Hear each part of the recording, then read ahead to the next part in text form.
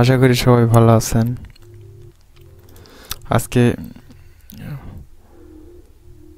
Lucknow super giants বনাম Chennai super কিংসের মধ্যকার ম্যাচ অনুষ্ঠিত হয়। সেখানে চেন্নাই সুপার কিংস প্রথমে ব্যাট করে 176 রান করে 6 উইকেট হারিয়ে দলের পক্ষে সর্বোচ্চ রবীন্দ্র জাদেজা 57 রান করেন। আজকেও ধোনি অসাধারণ ব্যাট করেন, 9 বলে 28 রান করেন, 311 স্ট্রাইক রেটে ব্যাট করেন তিনি। জবাবে লখনৌ ব্যাট করতে নেমে তারা উদ্বোধনী জুটি অসাধারণভাবে শুরু করেন, কিছুতেই উইকেট পড়তেছিল না।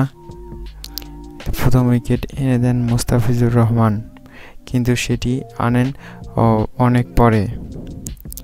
সেই কারণে ম্যাচটি চেন্নাইয়ের হাত থেকে বেরিয়ে যায় লখনৌর দিকে।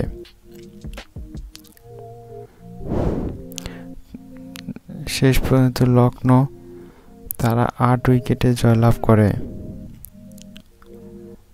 লখনৌর হয়ে 2 ওপেনারই অসাধারণ ব্যাট করেছেন।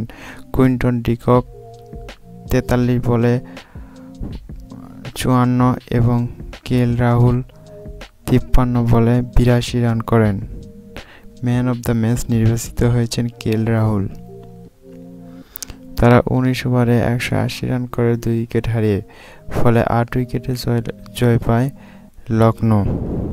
তো বন্ধুরা, সবাইকে ধন্যবাদ।